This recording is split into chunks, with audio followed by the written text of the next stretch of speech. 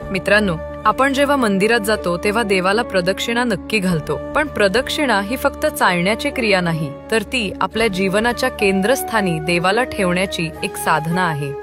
म्हणजे पुढे आणि दक्षिणा म्हणजे उजवीकडे। म्हणूनच प्रदक्षिणा करताना देव नेहमी आपल्या उजव्या बाजूला राहतो। प्रत्येक देवतेची प्रदक्षिणा करण्यामागे वेगळा अर्थ आहे। उदाहरणार्थ, आपण गणपतीभोवती प्रदक्षिणा घालत नाहीत, कारण त्यांच्या मागे अलक्ष्मी असते, जी नकारात्मकता दर्शवते। म्हणून अनेक गणपती मंदिरात प्रदक्षिणेची रचना केलेलीच नसते। भगवान शंकराला आपण 3 प्रदक्षिणा घालतो, जे निर्माण, स्थिती आणि संहार या विश्वाच्या 3 तत्वांचे प्रतीक आहेत। भगवान विष्णू आणि माता देवी यांना आपण 4 प्रदक्षिणा घालतो। तुळशीला मात्र 1, 3, 5, 7 अशा विषम संख्येतच प्रदक्षिणा घालतो। ही जीवनातील सतत चालणारी प्रगती, वाढ व अखंड प्रवास दर्शवते। शिवलिंगाला अर्धी प्रदक्षिणा घातली जाते, कारण ज्या बाजूने अभिषेकाचं जल बाहेर पडतं त्या प्रवाहातून भक्त फिरत नाही। प्रदक्षिणा म्हणजे केवळ देवाभोवती फिरणे नव्हे, तर ती श्रद्धा, विज्ञान, परंपरा आणि भक्ती यांचा एक अद्भुत संगम आहे। पुढच्या वेळी प्रदक्षिणा घालताना विसरू नका